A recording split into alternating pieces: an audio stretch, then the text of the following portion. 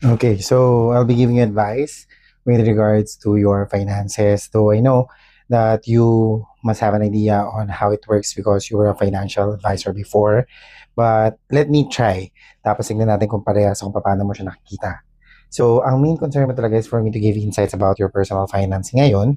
Tapos, tulungan ka sa budgeting mo.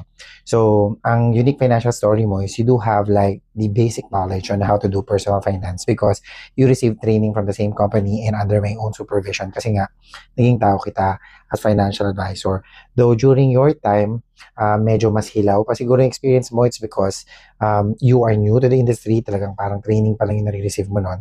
And your connection is limited because you have not been exposed too much or too well pagdating sa industry kung saan ka belong.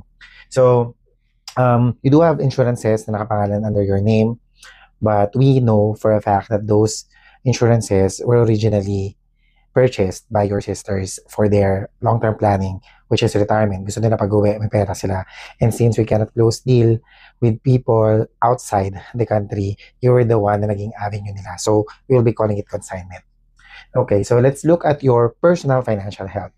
Now, pagdating sa savings, you are in a very, not bad, but not very good position because nahihirapan kang save ng pera mo.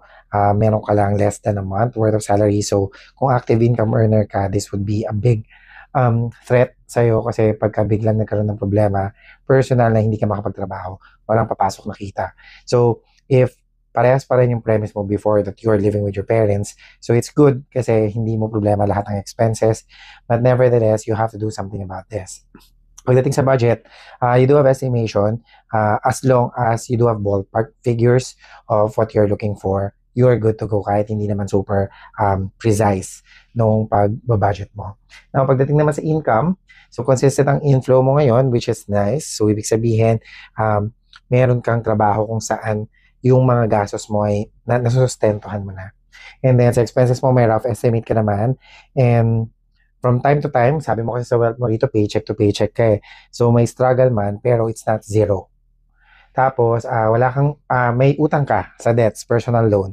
So, usually when we do personal loan, it's because there is in dire need sa atin na mag-produce ang pera for a particular period. Tapos, kung binabayaran mo to ng through interest pa, I mean, through your paycheck. So, be minded na pag hindi mo to clinose, definitely, kakain ng pera to because yung original na hinalam mo, mag-accumulate pa ng interest. So, let's look into it later.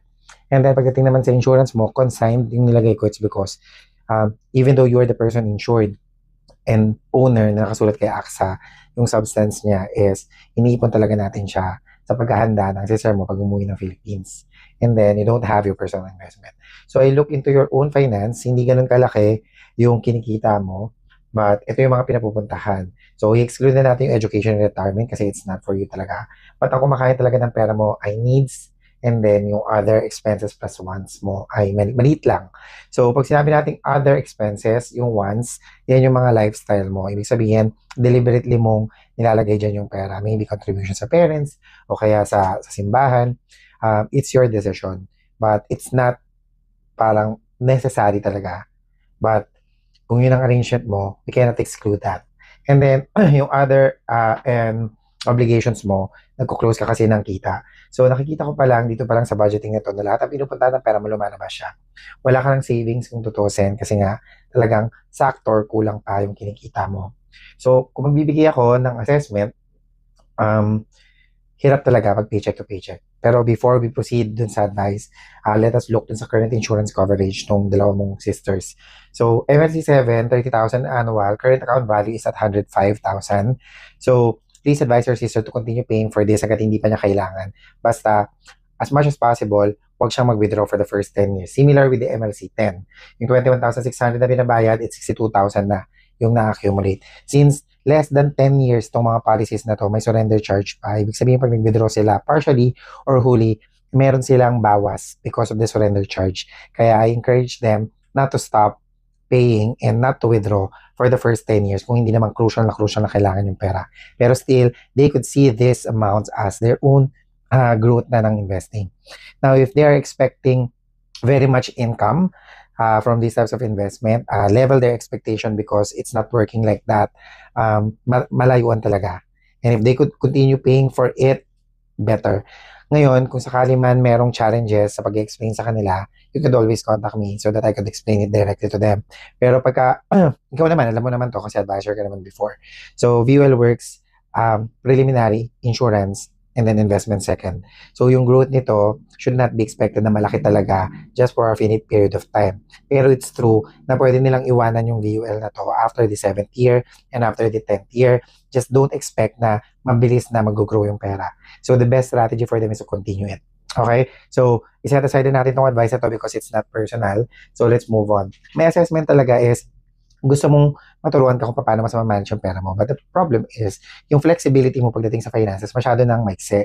Ibig sabihin, hindi na tayo pwede mag-adjust pa ng mag-adjust because maliit yung kinikita mo.